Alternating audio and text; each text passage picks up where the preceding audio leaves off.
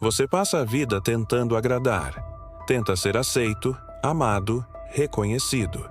Sorrir na hora certa, ceder quando necessário, esconder as dores para não incomodar. No fundo, você acredita que, se fizer tudo certo, vai finalmente se sentir inteiro. Mas há um problema. O mundo não foi feito para recompensar quem se anula.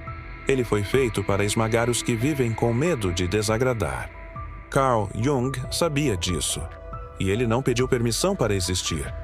A maioria vive sob uma ilusão, a de que o amor dos outros é condição para a própria existência. Mas a verdade é que a aprovação que você tanto busca tem um preço. E o preço é você mesmo.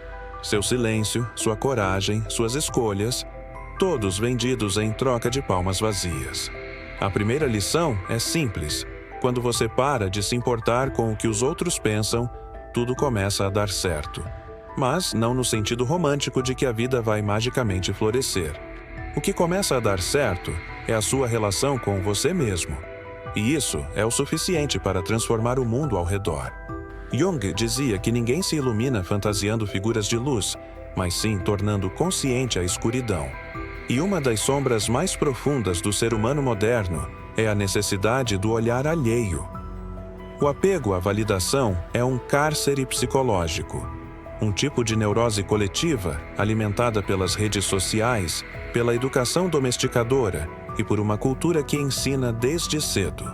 Seja bonzinho e todos vão te amar. Só que ninguém ama quem vive como espelho. As pessoas só amam ou odeiam quem ousa ser inteiro. Existe um momento na vida de todo ser desperto em que algo quebra. Pode ser um relacionamento que fracassa, um amigo que trai, uma empresa que te descarta. E nesse instante de queda, se você for corajoso o bastante, vai ouvir uma voz sussurrando: agora que ninguém te aplaude, você está livre para ser o que quiser. A liberdade começa com o desapego. Você precisa entender: não se importar não é virar pedra. É parar de viver no reflexo dos outros. É abandonar a ilusão de que precisa se encaixar para merecer respeito. É escolher a paz interior no lugar da aceitação social.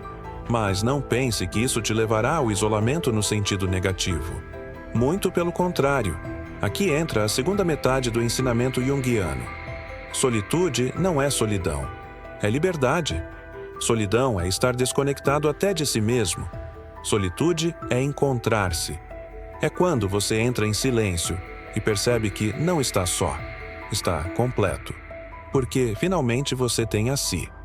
Jung dizia que a solidão não vem de não ter pessoas ao redor, mas de ser incapaz de comunicar as coisas que parecem importantes para você. E é verdade, estamos cercados de vozes, mas famintos de sentido. O mundo grita e você silencia. Mas quando você escolhe a solitude, você não foge do mundo. Você o supera. É na solitude que você começa a pensar com a própria mente, a sonhar com os próprios símbolos, a escutar a própria alma.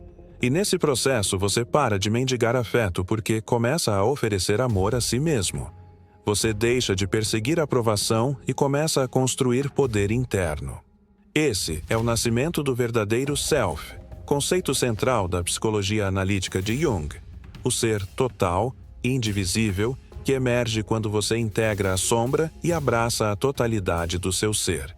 E o mais interessante é que quando você se torna alguém inteiro, paradoxalmente, começa a atrair tudo aquilo que antes corria atrás. Respeito, desejo, curiosidade. Não porque precisa, mas porque agora emana algo raro. Presença. Jung sabia que o verdadeiro perigo do mundo moderno não era o caos, mas o conformismo. Ele alertava que, quanto mais a consciência coletiva se espalha, mais o indivíduo se dissolve. E uma alma dissolvida vira massa, vira gado, vira número. Mas quem escolhe a solitude, a escolha consciente de se bastar, se torna imune à manipulação. A liberdade não é a ausência de correntes, é a capacidade de quebrá-las por dentro. É olhar o mundo como ele é, sem filtros, sem máscaras, e ainda assim permanecer inteiro. Ser livre é não dever mais nada a ninguém. nem explicações, nem versões editadas de si. É claro que isso assusta. O medo da rejeição está colado ao nosso DNA. Fomos criados para agradar tribos, para evitar o exílio, para buscar o calor da aceitação. Mas chega um ponto em que você percebe: viver agradando é morrer devagar. Você nasceu para ser algo que não tem nome. Algo que só pode ser revelado quando o barulho do mundo é calado. E esse silêncio só existe em um lugar: na solitude. Quando você abraça a solitude, você entende que não precisa de multidões para ser feliz. Precisa de direção, de integridade, de uma missão. Você começa a amar o seu próprio olhar no espelho. Começa a respeitar seus próprios limites. Começa a se proteger como protegeria alguém que ama. Porque agora você ama, mas ama a si. E assim, a equação se completa.